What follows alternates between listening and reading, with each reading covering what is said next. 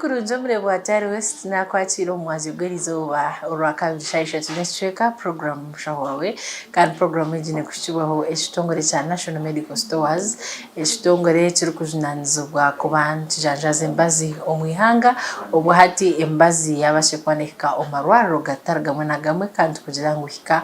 aha website ya National Medical Stores umanye embazo kweri kugenda omucyanga cyawe erizoba tujja kuba tuganira ahanshunga ensugo obwa hati umwihangari terere ya Uganda abantu bari gukora obuceki 13 noshanga ngo bine oburire butari bumwe na bumwe obwatagine n'ensugo oshanga ngo mbantu bana omwahari yabo nabayine akarwire akakwatagine no burire bw'ensugo ensugozi zino mugasho muhango ogu ziri gukora ahambere gwitu na mnonge cyangwa mnonge cyukumano kureka ngo niziyamba kucencura na mnongo burufa ubwo buri umushagama yitu erizoba twine Dr. Arian twina masiko tujja kwantongera kugamba ahaburiro bukuteganza ensugo no kutwakubasa kurebeka ngo twaburinda kurunja mnonga. So Dr. twakwashira erizoba kandi kugira ngo tungomusha go kutaya isa tayari West TV kano gamba kintu ubwa hate cy'uburi umara kuteka hamisho ndo yakoreho umurebe wa tayari West ayo nakorebisha hejo. Mwe barakunyakira aba TV ya tayari kandi ngo mutebekanisa kuko yabashobora twija kubahereza ikiganiro kandi cyarije kushobora mwe bare kutwakira no kutureba. Shaheje aroho ibiceka byombi ebino mugasho gwamano ngaberumo na mnonga kidney nourishment uko hati nzoreba abantu bizire barwara kandi to mugasho gutukumanyaho kake no kugira ngo kidney nourishment gezi tuyamba okucincura ishaga imwe kabashaho kidney nourishment gezi ikora muri mucomo abantu ko kuba kucimanya ngo niziyamba mu kucencura ishagama n'amazima ubwo nubwo muri mu muhango konkari yebinde ebi kidney disease ningashi ensigeze zibasa gukora oiro kucencura ngo kwagamba kucencura kuko uje kigambo kucencura bisa no yamo butwa ningashi ekitweta waste products ebyo takwetaga bishoborero mu nkari ningo mu kwejuna osigaza bitweta nutrients ningashi byo kwetagiwe nko muntu kandi ekindi omuryecu aba muno kucencura okwamizi ikikuyamba kugira ngo usigare oyinamizi gakumara mu mubiri omukucencuro ko kuwano shobora then hari ekindi cyo kushanga ngo eze nsigo nizikora abasirikare bombiri ningashi zikora integeka zombiri ekitweta hormones zo mu rujungu azezo hormones niziyamba kugira ngo zikore ubutafari obushagama kugira ngo usigare oyinishagama eri kumara then ekindi kikorana kitwete emyonyo y'omubiri ningashi kitweta electrolytes ezo niziyamba kugira ngo amagara gawe gasigare garije uri kutekateka je utine shonga yona then hari ekindi ekitweta supplements ningashi kitweta ebintu ebikuyamba amagufa gitu kusigara gagumire abantu namunonga ekigambo calcium niza kukozesa aho kuba no mucyaro ko ahanso mukikuru wakigamba na kanakimanya aho kube ejo calcium ne yambaga amagufa kusiganga sigara gagumire kandi ensigezo niziyamba kugira ngo zikore ejo supplement ninga zikore ejo calcium yo kusiganga amagufa gasigare gagumire ninga gahamire. Yeah muryecho kandi turebere ombantu boko bugana at least no shanga mu mundayini kidney disease tendo tushobora na mnonga ubuhiro bubizeno bwaho nubuha na mnongo burkwata ensugo so ensigezi nizirwara omu miringo etakushana kandi kuko twagame migasho yayo ni nyinji mnonga kuko twagishobora kandi ko ensigo kuzikwijana zirwara ziziro mu stage ningashi yo mitendere etakushana so ensigo ezikuze kutandika kucendera mu mikorere yo gukora ebitwashoboraho then tuzihereza ubwire twashanga ngo emikorere ya ecendire ningashi nko kuziri zihindukiremo ubwire butakarengize myezi 3 echo ntuceta acute kidney injury ningashi ntuceta ngo ensigo zishikire kunga tsikakirare yo kuremwa kugira ngo tuzikikora konka twija nturenga emyezi 3 no kugarura higuru ataho ntaka kucheta echi tweta chronic kidney disease ningashi insigo nziba za high level ningashi nziba za high mwanya gutakubasa kuzigarura nyuma icamani tukubasa gukora no supportinga ningashi kuyamba kugira ngo utahe kom stage zirembi konka atwa wachira level tukubasa kugarura enyuma mwe nico tukwantu yanisa abantu kugira ngo waiza kuchimanya ngo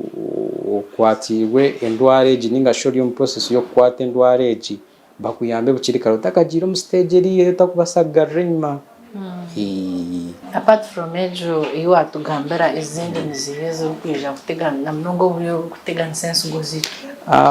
omuri echo ariho ekitintu kuchera kweta umunyangore rucigana cetaka rutezo ningashi kushango lya risk yo kufuna endwara nkezo ningashi kitweta risk factor na munonga abantu abarwire endwara nka pressure shukari kakoko abandi abarwire nko mutima na munonga abo ababine ndwara nkezo konka batakuziraguriza ningashi batwira kirekingi batakuziraguza ningashi bakuchimango bazirwire konka batakwikomwirwaro kufuna obuyambe akubeze ndwara zo kuzikugumiza muzigumanza shisha nsigo ko kuzakubire nzikora so indwara nkezo waiza kuchimango zine ningo ori lya risk yo kuzibona katuje ngo ninko mulimo gukora ninga tukofuna kire ko kubasa kugira ngo no ukora exercise nkebyo hari kitukuchira kugambira abantu kugira ngo bagezeho ba maintaining weight yabo ari kigambi kitukuchira kwesa mnonga no mukikuro hasi na wasa kwana chima yachi tweta best kushanga ngo weight yawe ninga kilograms zawe ninga shoboremezi bwawe ni buringwa bwawe aze cyo kuchikubaho umbiri go guhinduka gutanga kore bishaje byinji birengine aze biye kubikwija cyamara kirekinji bigumana biteganze nsigo ko kuzakurenza skora so muri gico nibihe binde bucara kweta ensigo zitu zarwara so ebintu ni byinjiho ngo kutwabigamba kujana hariho risk factor na munonga ezo endwara zitwaganira washanga ngo tizi managing reje ningashi tutiziraguriziwe then hari kindi echo kushanga ngo diet India shanga umuntu takubalancinga diet yeye na hari iki yashanga kandi mbiri go ndwana gwita go balancing kugira ngo controlling ebishaje byo mbiri na nezindi ebinde byo kubano itago mu mubiri then hari kindi echo kushanga ngo ariho factors kugira ngo zibaso butahindurwa ahubwo ziriya kintu tweta nature hariho nk'ikintu cyo bukuru tweta age wakiri mu myaka nka mukaga no garuka kinana naturally emikorere yensigo ine kugaruka hasi ningashika cendera kandi cyo tukacindura kuko mukamana ko yakozere ki niko yakitirewe so ejo age yo tukacindura kuko wahiko mu myaka za kinana nkaga no garra higuru functioning ashi imikorere yensigone inegachi inegarkanze kandi hari abantu abo kushanga ngo especially abana kutukugamba nsuga abantu batekateka neza abantu bakuru na nabana nibakora ki nibarwara insugo na munonga abana bakuzarwa bine allergies ningashi efumbeze zikuba zirengine ushanga umuntu enkuraye yo munda tera kuzengo kucyakubire kiri atoshanga ngo kidneys zo zaba affected kandi cyo kintu kiri genetic ningashi n'ikintu cy'akarando umwe kancete kakarandi akwa tukacindure cyo nushange ndware karugiriro mu family yijaneja kandi yakwata umwana kiri nakure kandi gitukakora kitokacindure so twagamba kuwa insigo tureke kutekateka abantu bakuru bonga pressure shukari ngutakozirata nabana mbabasa kurwara konke cyamazima ningashi kirungi wachimanyota wachimanyombwire bikwingana cyo umwana yabwata nicyo cyamana cy'ukubanditsinga nibihe bintite biturukora bikubasa kuteka ensugu zito mukabi ko kurwara so echo kubanza twagambira mirire y'abantu icyo cyo niza kucyana yansiriza especially diet irimu fat nyingi ningashe bishaje byinji icyo nayo ni risk factor kwayo then hariyo abantu abakwambakura omu factories ningashi omu makorero gakuba garimu ebitweta toxins ningashi obutwa bari a risk ejo especially abakuba bari mu factories zikora emibazi yo kufuhirira emibazi y'amakorero nkejo so ababona bari a risks. Yes, and turango kunywa mizo mumwe abantu utanywa mizi naco ntibasa kurwaza ensugo imwe nkabashaho ikintu cy'amizi na n'ensugo nibikwatagana bito n'amazima ko kubota ijuka twabanza kugamba nsuko ngo nzicencura atitera makashani uriyo nokora juice yawe nakajijena tuwateka amizi go kuyamba kugira ngo ejijenukeje icyo cyo kikubasa kubaho kimanyise biwano ndangu birabemo ibyo kwetaga kunywa nka nutrients kare kandi kose nka example tibikuza kora muje ko kubyine kuraba so ncyo kwetagira kunywa ngo ujya onywe kikumara kuzi wanywa kikumara no yamba zire nsigo kugira ngo zikore ki zicencure shaga maje ngo kuzakubire ziri actually wa kureba risk factors ningasho mite bikubaza nsigo abantu abatakunywa je ninga batakunywa kikumara koze nsigo noziteka a workload ninga sinozikosamana mingi garengine kandi kuwa kubiri nonyo kabe noziyamba kugira ngo zicencureje zitakosamana mingi. Okay, tuine Dr. Arian tuina maskon tugamba ahanshonga zensugo na mnonga oburire oburukwata ensugo yabasa kutugambiraho bimwe ahabinte birukuretera ensugo zituzaro reka tugumizemo kandi turukumanya na mnonga ahabwiro bo burukwata ensugo kandi kutakubasa kuba tuzirebera.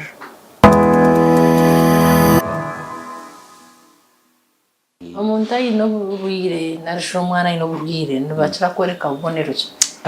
hari ubonero ni bwinji konka nyenda mburete omungere yo koreka cyane kitandika cyakijana kirengana kandi cyakirengine so hari kutandika nebintu nkebi icyo kubanza bingi batanka kushesha kubi umuntu aciza kushesha uriba nashesha enkari iri kwenda kushanke ya black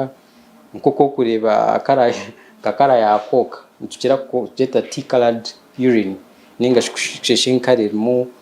uruntu nkobe rwa black abandi bagiza kushesha enkari ushange mu rushagama icyo tweta blood stained urine abandi bakiza kushesha ashesha enkari erimu ekifuro foamy urine abandi ashanga ine skin eri dry ninga egumire kandi mwenu eri kushaketine mizi ushanga ine skin ebarabarukire irime mishate icyo kibanchoreka ngo ensigo tiziyo nzikoraje icyo kuletera mizi gaho gasigara umunanke jo mu skin yawe kandi ari kushanga abine skin ningashi umubiri gukubagura bakwena bagumene bagwagura iki tweta iki skin then hatushanga ngo yija endwara nekura utandika kufuna ubonero nko bwo kushanga wino rusheshemisha yona noenda kutanaka tutanakire iki tweta nausea ati wija nekura kurotanka kufuna ukuzimba kwa misho ucimika ko mukashanga misho gazimbire bwaza kwira ushanga garije umukasheshe gazimbire umwazo garije icyo kijana kiruga ushanga umbira ati nigutandika kuzimba ubwire bwijana bikoshanga ebigira ati nibitandika kuzimba ukiza kwimbuga jisho shanga ebigere bikozire ki bizimbire na munonga binki mbatanga kutandika ne ubutweto bugomba mbure ekitweta ankles zo mu jungu oshanga kijana kirengana ati nebigere byo nabitanka kuzimba then harho icyo kushanga ngo indwara yijane kura nerengana atotanga kufuna kitweta confusion ninga kutandika kugambe ibitakwatirine ninge bitakucengwa abo kuba ensigo ziri mu kuyamba kugira ngo ziyemu obutwa ibyo takwetaga tizikoraje obutwa bwagumana bweyongero mushagama aza kubugumana burengana bwo bugendo obwongo butanga kuletera obwongo butakuraje funeje confusion umuntu kari kurwara biro nkabashaho stage yo kubanza tugamba na stage ya kabiri mwija mutujumbera mutako ntaza kujete nintero mutwenzi imbebye so umuntu kwakwijatyo arebe tukubasa gukora medical language ningashi urushaho rwo rujungu ko kwijo mirwaro tubanza tuganira niwe tukore tukora history taking tuganira niwo tugambiro tankirota bitankire bita bi complicate nje bita bikuteganise bita twaiza yine bitukora turebe n'amazima oyino bone rukwenda kweshaniza nko konka no bwensigo ninga tuvura bwensigo so echo kubanza tubanza twakebera ankari yawe turebe habasa kuba harimo ibintu byo nabikuteka teka ngo ubuzubona n'ubwo mu nsigo ninga then hareki ebitukira kucebera umushagama tuzeta renal function tests ezo tests nizoreka ensigo zawe nizikora zita zirya percentage iri kwingana ki akwe ensigo zikora zikabenze korero wa percentage 9 no kugarura higuru so wija no genda stage eri inani kugambire yo kubanza nushanga za 9 yazagaruka wankaga kandi wija no rengana stage eri yerengine yo takubasa ku reversing jo 15 chima santiba cyarengine so ntucebera umushagama tureba ensigo zawe zinizikora zita kandi kikuba cyarengine atutwetaga imaging ningashishi tweta za scan kugira ngo turebe mu nda ensigo zita zirimo bizimba zirimo amizi zirimo emisinyinje rengine ryo nereta zitakoraje habasa kuba harimo ikindi kintu kikureterera zitakoraje so scan nazo nizituyamba kugira ngo tucenture turebe ubuziba yuko basa kuba n'uburuga akwa wano utambira umuntu notanche ubuziba komoka kandi are kine kitukira kura bikuba byarengine ushange ngo ndwara yarengine nati tukore kitweta biopsy ninga shifuna kanyama aryejo kidney kubasa kubera kubininga zisigoze kubasa kuba ziriko turebe indwara yo nerengana kunkya ni ubutafani gwenda kwirukana bukaba nko bwa cancer ninga tuburi bwa cancer kandi arobo kushanga umwe cyarengine kikwetaga ekitweta renal replacement therapy ninga shikugarra ensigo busya kandi muri cyo tukoramo ibintu bibiri hari cyo kushanga ngo tubasa kuhindura shagama yo na kitweta dialysis ya dialysis ntuhindura shagama tugarra mendijo kugira ngo iri kubasa kubera mu butwa ningeri kubasa kubera mu waste products tugishoze tuteke mki endijo ningo umwe kiba cyarengine cyetaga ekitwita kidney transplant ningashi kwata kidney geri kubeta kikorera ukimwe cyarengine oketaga kikuteka mu ensigwensya konkejo ni level eyamhererengine chimasa twahikire kuri tukubasa kwahita kubasa ku reversing ningashi kugarura nyuma process yendwara ninga rogo kushanga umwe cyarengine kugira ngo n'ubwo wakwindura ensigo kakore byo na baso butayamba ukareba ngo ato umuntu yine kumureka mu kitweta palliative care. Palliative care nchimanyisa ngo umuntu mwareba ngo okushemezebwa no gukora interventions ningashi okugeza kuteka hebindi bintu bikubasa kuhindura ensigo nibasa kuretera ebizibe bindi kwasa kurenga umujyangwa reka tusigaza umuntu tuganire nawe yafuna mu complications ningashi yafuna ebe kumuteganisa tumuyambe konka tumusigaze tuganire na family ekitweta palliative care yo mu jongo so nizo stages tukora mu twantugezaho kuyamba abantu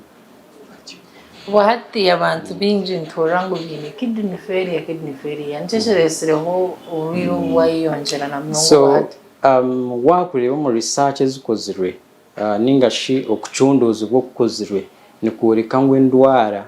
za ezitweta non communicable ningashi ezitakura byo mu kuturizana pressure shukari kurwara umutima eze ndwara z'emiseme hango mwenezo nzo zisingire yo kuretera ekitweta kidney failure ningashi kushanga ensigo zikikorera ukimwe kandi kizibe kingi na research ekozwe niyureka ngo ecweka nshanjari kinana nikirugira ndware zikushanga tizamanywa ninga zamanywa tibabafaho so ejo niyo biggest challenge ninga shimicho niyo challenge yamani yo kushanga ngo abantu bamanye ndwara tibahinda kuziraguruza ninga ba abwe shonga zimwe na zimwe tibatizaraguruzwa kandi azi ndwara zo kuzigumiza mu zima ziretere nsugo zitakora je kuzine kuba ziri kandi niyo biggest factor ninga shincho kintu cy'amani kisingire kusisha nsigo kikareta abantu baje no muri renal failure ninga sho mu kidney failure y'uhano. Okay, turi kuhendera Dr. Muntu akabasa kuba na regera tense ugoze kugira ngo tuzagwara kandi zagumanza kwaraje umurimo gwazo. So tuhagambira risk factors zona. So umbazo go kusinga yo kumanya kuhereza abantu tucha kuhereza abantu no kugira ngo tugezeho tucendeze risk factors ezo. Wachimanya ngo weight yawe n'indingwa n'impango ninga nureba ngo buringwa watu bikwingana na height yawe tugezeho kugira ngo advising abantu ikintu cya nutrition and hamwe na physical exercises kugira ngo mukore exercises sigara functioning aje wano kwa exercise weight timpango ibyo kuryo ryo no uryaje tutuwarya bintu birimo ibishaju byinji ninga no buwa biriya kunga wakora exercise kugira ngo mbiri gwakora ki gwabicwa ninga shigwa breaking down. Then hata kinde kitukira kwa advising abantu no kugira ngo banywe munonga twagamba okunywa ntumanyise kitukweta fluids ninga shi amizi kari katugamba amizi kunka bumwe nushanga amizi abantu bataga kunda jinko kukine kuba kiri aho kumwe nushanga amizi gaza makanzu kukushanga naganungu na bintu nkebyo so tucyakwa advising aho ninga shikubagambira kugira ngo agamizi gira kuwateka mukahindure test kunkoreke ngo wanywe kikumara. Okay. Abari mnonga akahaburuka muheru turi kusiba. So tukuhendera mtebekanso wa program nyenda kwishiti abantu ngweje ndwara ya kidney ninga shi yensugo ndwara iri kwita kandi n'indwara iri kubasa kuba prevented ninga shi yo kubasa kwetangira bintu byone bitwagizeho kuganira. So omuryechi nikituyamba kugira ngo mwakora nko kutwashobora ninga ko kutwaganira tuza kugezaho kucendeza percentage y'abantu abo kushango nibetaga za dialysis zinani kugambira za kidney transplant zinani shobora aho ko ibyo bintu byona nebikwetaga sente nyinji kunka twagizeho tukakora preventive measure ninga sho kugezaho kwetangira kituyamba kugira ngo tutwaye come stage eriya mwenyenda kwe kwananziriza abantu no kubatero muranga kugira ngo tugezeho turebike ngo twakora ebintu bikugezaho kuyamba kugira ngo tutwahe ko stage zirembi. Ningzima mnonga yuwa batu ni kurga itwatanchira shaisha tuneshweka izo mchuro izo programu mshawa wiri kuberuho kandi abatu ni Dr. Elian tuinamaziko echukuru mnonga rebeka ngu wakora mnonga wanywa utwizi wanywa ka juisi ebibyona mnonga bikuretera umbirwaza mwamizi kandi kurebeka ngu twakebeza obutosha okumanya embiri yitu okweyemerire abo kubanga programu mshawo ntugirangu okwerinda nokukira okutambirwa kandi na mnonga imwe abantu abariyo kumurebeke mwaitantara kimwe ebintu byakuteka amagaraganyu umukabikano kongera kugira ngo program eje mshabone kuchibwaho ishitongore cha National Medical Stores ishitongore cyo kujinanizwa kujaneza embazo mwihanga obwa hati ka website ya National Medical Stores umanye embazo ko kutambara umucanga cyawe abo bihereza buruje kandi kusiburiraha urare kurunji program imshaho wawe yabane kuchibwaho National Medical Stores.